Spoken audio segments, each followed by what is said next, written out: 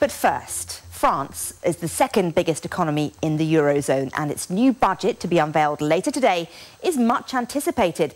Its economy is suffering from a 16-year high unemployment rate, and the French people have been promised a tax pause because there are fears they've been overtaxed.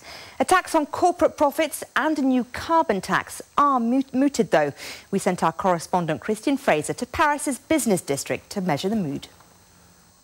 The French riposte to Manhattan. The business district of La Défense is home to 15 of the world's 50 largest companies. Every month the skyline changes here. But for all the bold statements La Défense makes, the take-up of new office space like this will fall 20% this year. When you talk with the foreign investors, clarity about the fiscal aspects of the economy will be a very important point, because Paris and the French market is not so attractive due to the uncertainty in taxes. The profit margins of French companies have fallen to their lowest level since 1984. Consequently, there is, within the executive boardrooms, a diminished appetite for risk.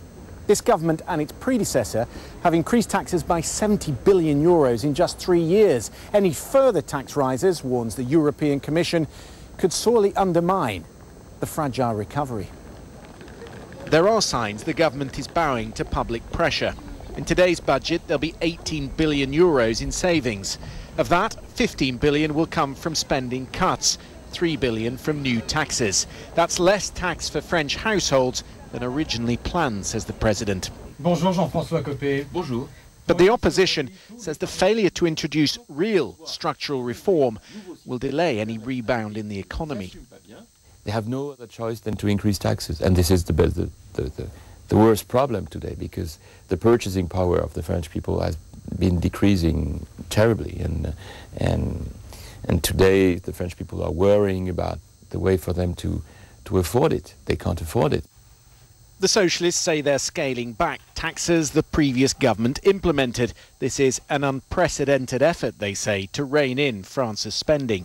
We need to tackle, and we will tackle, the decrease of the public expense, but we don't need any people explaining us how to lead this economic policy.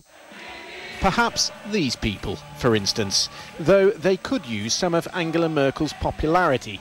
This weekend, as she received a ringing endorsement from her voters, François Hollande's approval rating had slumped to a new record low. Christian Fraser, BBC News, Paris.